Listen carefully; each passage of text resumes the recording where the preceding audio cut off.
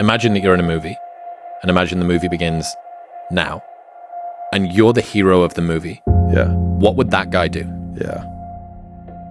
What would that guy do right now? Yeah. Because you are. We're all writing a book. What's your book look like? Like your life is a book. You got a bunch of chapters in your book, but when they close that book, how good was your book? What was the ending to your book? If the ending to my book can be so amazing because of all that was done, all of the things that can be associated with you and your existence become a part of the chapters in your book. So my drive is about my book.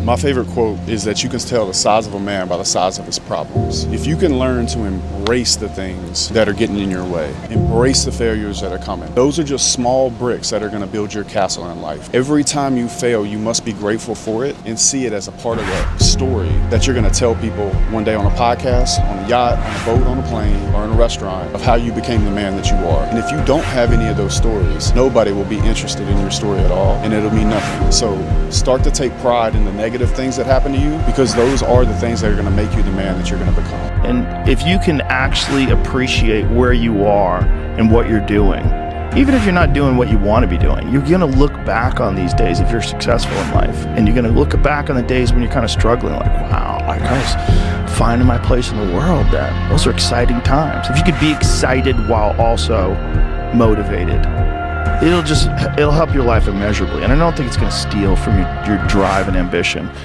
My true understanding is, all right, you got one life.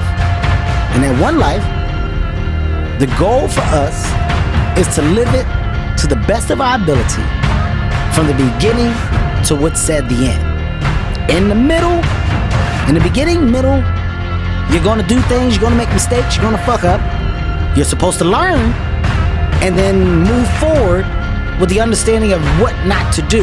And when you move forward, life may get better, it may not, but somewhere along the lines it's going to click. And everything that I went through back here was supposed to happen.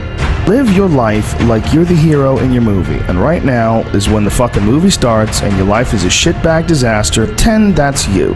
Pretend you are, right now, you're in the part of the movie that starts and it shows you as a fucking loser.